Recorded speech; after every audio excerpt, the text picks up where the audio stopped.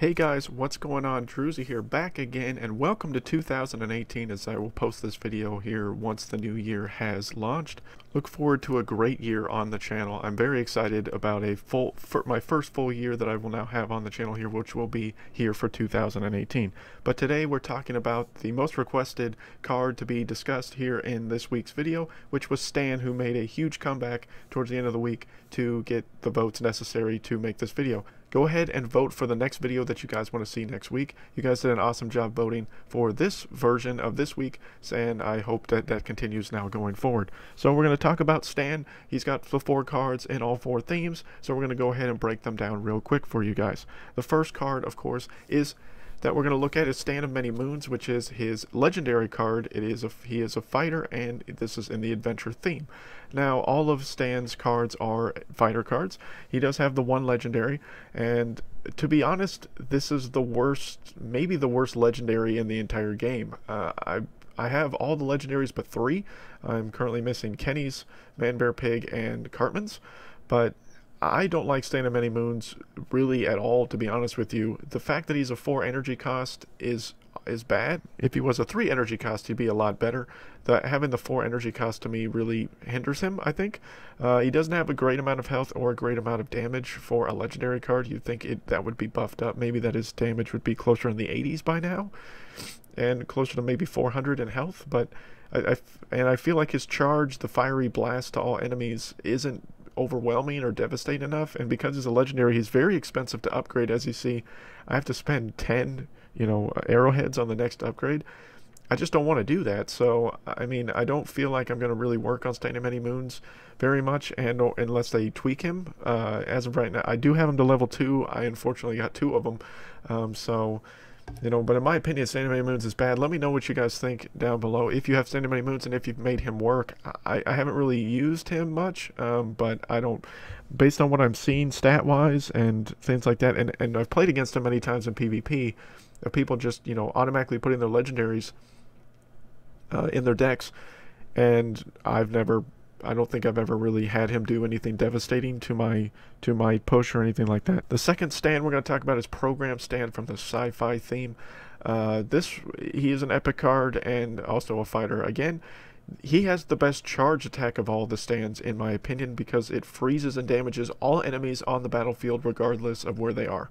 So he can literally freeze everyone throughout the entire screen. Decent health and decent attack speed. I really like Program Stan. I think Program Stan is probably the best Stan. He's my favorite Stan. Again, he's an epic card, so going to be expensive to upgrade. Not as expensive as Stan of Many Moons would be, but still pretty expensive.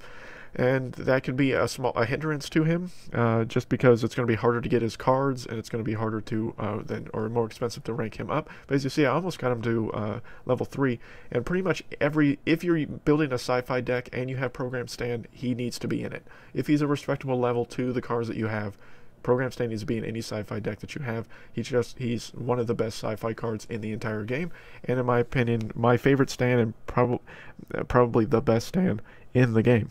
The third Stan we're going to talk about is Poseidon Stan. So Poseidon Stan is a mystical common fighter card, and his charge is amazing for PvP. Not the greatest for PvE, as it slows all enemies for 6.5 seconds is what mine does, and obviously that duration will go up as long as you level him up.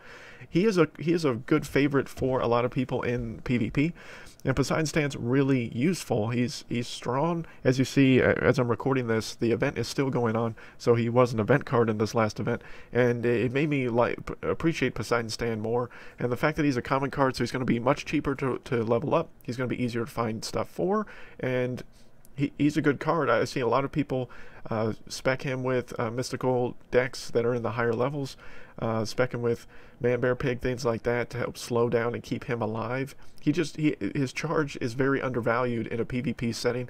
Again, not the greatest for PvE, but I would highly suggest, if you're using a mystical deck and you need a cheap fighter card that's fairly strong, Poseidon Stan is a good way to go. Not the best Stan in my opinion, but definitely probably the best for PvP out of the Stans.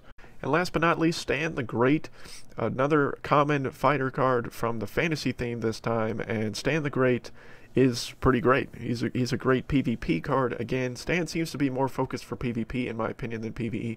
I mean, I would say Program Stan is a great PvE card, but Stan the Great and Poseidon Stan in my opinion are much better suited for PvP. His charge reduces the attack of all enemies for 5 seconds, and it doesn't increase.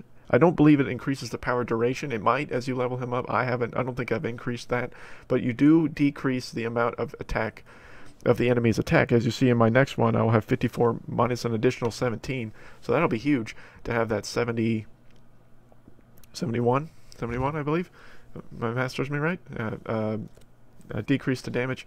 But I like Stan the Great. He's a 3 cost. He has decent health, decent attack for you know, a fighter card, and he's again great for PvP. Not the best for PvE in my opinion. You can use him in PvE, but I would definitely suggest if you're going to use him in PvP, you need him at least a 2 or a 3. Fantasy cards are a little bit harder to come by as far as the materials for, because it's harder to get stuff through the campaign levels there. So Stan the Great might be a little bit harder to level, just because of his getting his items and stuff like that.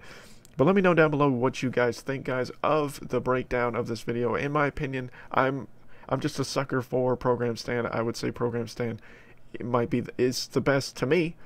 I'm not saying he's the best. He's the best to me. So I guess that's the one I'm going to go with out of the 4 stands. But again, let me know down below what you guys think of the breakdown and or who you want to see next. So next week, again, we will continue to do this every week, go through the cards and all the different themes.